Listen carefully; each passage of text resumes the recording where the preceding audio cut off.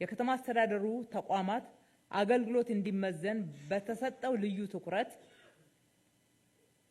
እንዲሁም እንዲዘምንም በልዩ ትኩረት በሰራነው አግባብ ዋና መስሪያ ቤቶችን ጨምሮ 11 አዲስ የመሶብ አንድ ዲጂታል ማዕከል መስጫ ማዕከላትን ከፍተን ወደ ስራ በማስገባት 150 የሚሆኑ አገልግሎቶች በአንድ ማዕከል እየተሰጡ ይገኛሉ። ከዚህ ጎን ለጎን በ8 ተቋማት የተለዩ 41 የሚሆኑ አገልግሎቶች በከተማው ውስጥ ህብረተሰብ በሚበዛባቸው አደባባዮች በመዘዋወር በተንቀሳቃሽ አዲስ መሶብ አገልግሎት እየሰጠን እንገኛለን።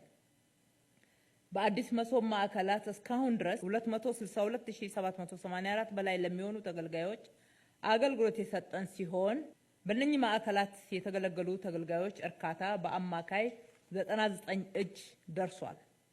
በተጨማሪም ወደ ማዕከሉ ያልገቡ 45 አገልግሎቶችን ዲጂታላይዝድ በማድረግ በዲጂታል ሲስተም አገልግሎት ሲሰጠን በመሆኑ በአጠቃላይ በዲጂታል የሚሰጡ አገልግሎቶች ወደ 392 ማደግ ችለዋል።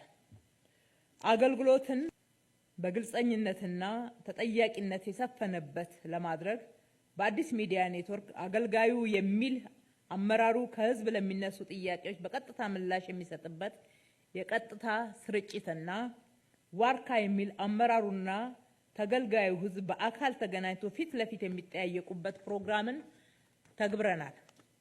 በዚህም በሚዲያ ከተነሱ የተገልጋዩ ጥያቄዎች መካከል 89 እጅ የሚሆኑት ትክክል ሆነው ስለተገኙ ችግሮቹ እንዲፈቱ ተደርገዋል።